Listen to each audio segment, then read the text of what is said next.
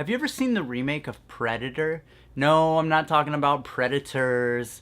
No, I'm not talking about The Predator. I'm talking about Robowar from 1988. Let's check it out. Robowar from 1988, brought to us by legendary Italian exploitation filmmaker Bruno Mattei, who brought us such classics as Terminator 2, aka Shocking Dark, which is actually a ripoff of Aliens.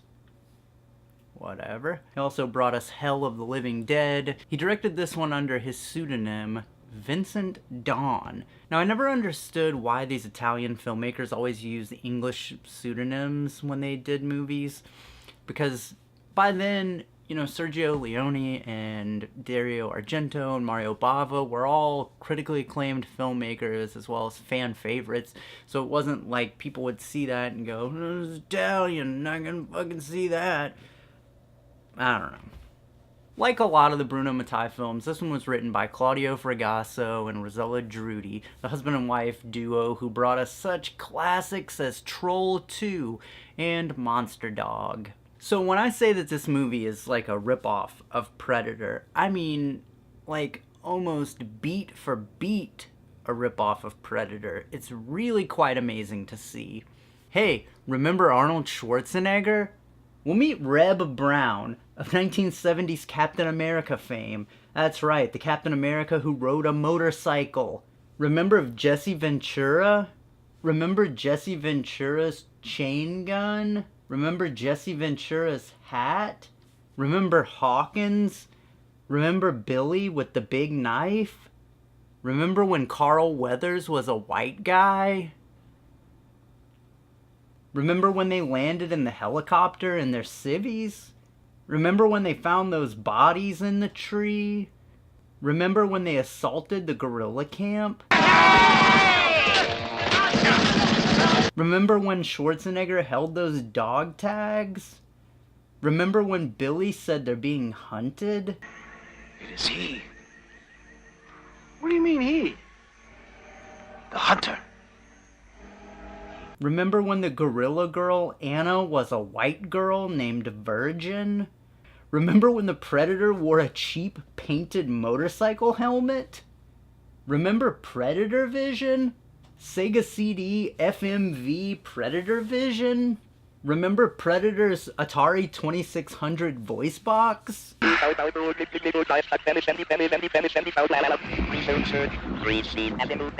Remember shooting down the forest?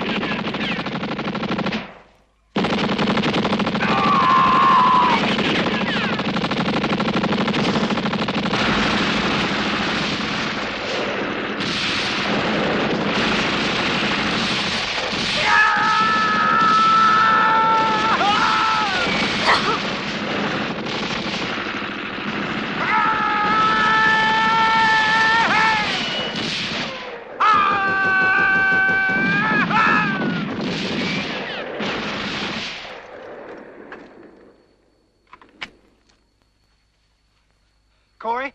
I saw it. What did you see? Well, I saw some kind of a strange creature. Remember when the Predator told Schwarzenegger to jump off of a waterfall, and then he did it? But this movie doesn't get lost in the trap of just being a cheap knockoff. No, there are some truly great scenes in this that are definitely worth watching. It's pure schlock, and it's totally worth the watch. Trust me. So the movie starts off with a helicopter explosion that isn't so much an explosion as it is a flash of light.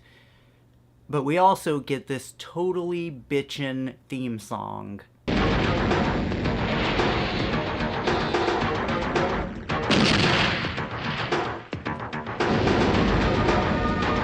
So we meet Reb Brown, the Predator knockoff's Arnold Schwarzenegger. Now Reb Brown is the leader of an elite squad of commandos called the BAM Squad. Now, BAM has a very significant meaning. It's an acronym. Why do they have nicknames? You should know what the group is called. BAM. BAM. Big-assed motherfuckers. Now, you might be saying to yourself, Maybe that should have stood for badass motherfuckers? Nope, big ass motherfuckers, even though they're not that big. I mean, Reb Brown looks more like the Zubaz pant-wearing Brian Bosworth from Stone Cold than Arnold Schwarzenegger. Big-ass motherfuckers.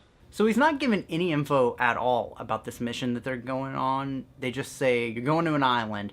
They don't give him an objective. They don't tell him what to do. Just go to an island, walk around. And there's lots of walking around. So what's the mission? Simple. You have to beach 2 rafts. Think you can handle that? Beach where? An island, not far from here. So the story in this flick is that the military has created a robot that takes the place of the Predator in the movie. He's basically our Predator, Robo-Predator, if you will. And the BAM squad have been sent in to wherever this is as like an effectiveness test to see how soldiers stand up to the robot. It's codenamed Omega-1. So I guess that's why the BAM squad is not given an objective or anything. But, I mean, don't you think that they would at least, like, come up with a cover story or something? In Predator, there was a cover story, but I guess that was a beat that didn't get ripped off. So later on in the movie, it's revealed to us that the Robo-Predator is actually a cross between a human and a robot. And the big twist reveal is that the human is actually a guy who was part of Reb Brown's BAM squad, I guess, in Vietnam, and was blown up by a landmine and left for dead. So they took him, they Alex Murphy Robocopped him up, now he's Robo-Predator. Put a motorcycle helmet on him. Seems legit. So just like in Predator, there's a scene where they stumble upon a girl and, well, they stumble on a group of people, but everybody gets killed except the girl because there was a girl in Predator, so there has to be a girl in this. The girl in the movie, her name is Virgin. You don't find this out until the end credits. But when they find her, holy shit, there is the most epic death scenes.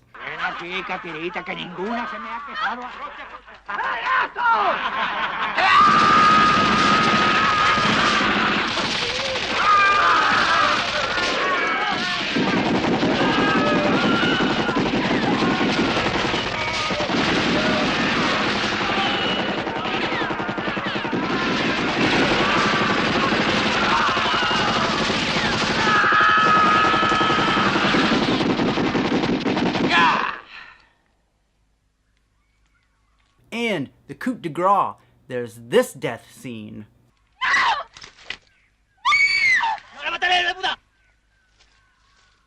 One!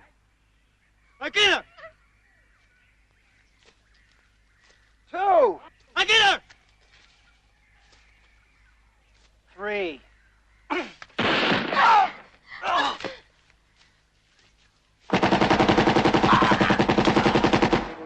That's right. Reb Brown shoots him once, he falls down. What happens? The Jesse Ventura knockoff comes, shoots him with his fucking chain gun that's not a chain gun. Like 100 times. Fucking dare you to get up after that one. So the White Carl Weathers of our story, he basically created the Robo-Predator. And he went out with him on the mission so that he could see firsthand how effective the Robo-Predator is against this BAM squad. Big-ass motherfuckers. But through the beginning, he acts like he doesn't know what's going on, and he encounters the Robo-Predator who attacks him, throws a knife at him. He doesn't really attack him, he just kind of looks at him. Then he throws a knife into a tree. You wanted me to get killed back there, didn't you? Just answer the question. A gorilla attacked me. But the guy comes and starts accusing the Reb Brown BAM squad of trying to kill him. But he just saw the robot that he went there to see, that he created. So that doesn't really make any sense, and I don't know. But that's not why we watched this movie. Sense. Get the fuck out of here. We're in Bruno Mattei land now. All that shit's out the window. Yeah!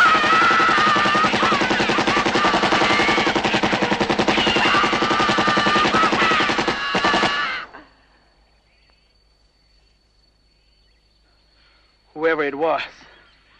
It ain't no more. Man, this movie is full of poignant lines. That Claudio Fragasso can write the shit out of some dialogue. I fucking tell you what. I ought to give him the fucking Pulitzer. Did you ever see Troll 2? Did you ever hear those great lines he wrote? Whew. Give him all the awards. All of them. Right now. And all of the soldiers in the BAM squad, they get very dignified deaths. So there's really not very much story going on in this. I mean, just like Predator, there's not very much story. It's some guys land in the woods, they walk around the woods, and they fight a predator who kills them all. And that's exactly what this is. Beat for beat, just like the Predator, Reb Brown takes out the Robo Predator with a laser blast that blows up a building. That's right. It's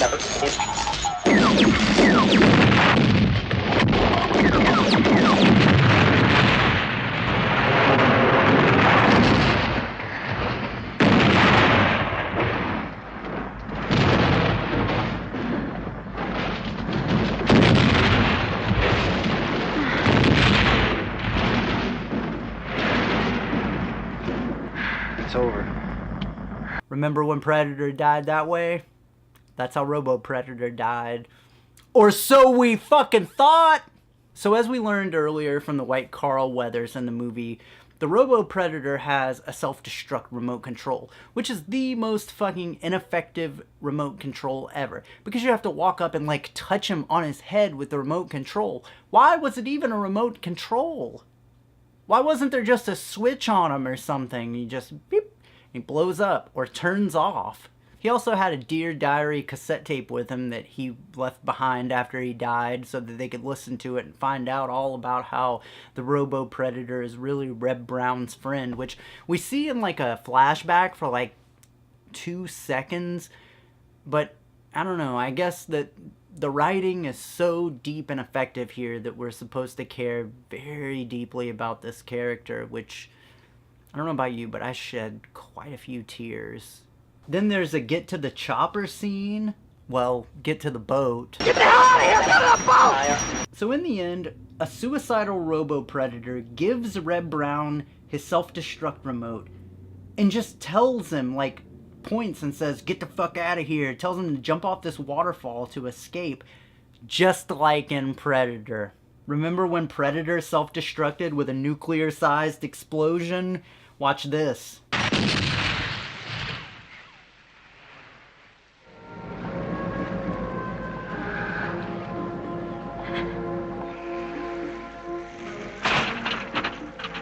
Even the end credits are the same. I mean, exactly the same. It's really quite amazing. So I definitely recommend this flick if you like these kinds of movies. Yeah, it's bad, but it's a perfect example of like a good, bad movie. It's really fun. Yeah, there's a lot of scenes of them just walking through the jungle, but it never has that feeling like movies do when they throw things in to just pad the runtime where it's just boring. It's more like amusingly ridiculous that they spent that much time just kind of walking around. Have you guys seen Robowar? Go down in the comments and let me know what you thought about it. I'm really interested to hear you guys' thoughts. And are there any more Bruno Mattei movies that I should check out that I haven't seen? I have Shocking Dark, but I think there are a lot of his movies on Prime, like a lot of them. I'm gonna go through and watch a bunch of them. I think they're probably all just as good as this. And I want to give a shout out to Artie who sent me this video. I had never seen this before. I don't know why. He also sent me a copy of Shocking Dark or Terminator 2, which I may review. I don't know. I haven't watched that yet. I've never seen that one before either. I think like I'd seen like Zombie 3 and Hell of the Living Dead, but I haven't really seen that many Bruno Mattei movies. And I really need to rectify that because holy shit. Alright guys, well thanks so much for watching. Go down, like the video, subscribe to the channel, and I'll see you guys next time. I'll see you guys next time. Do people still do that? Is that a thing? I'm gonna start doing that.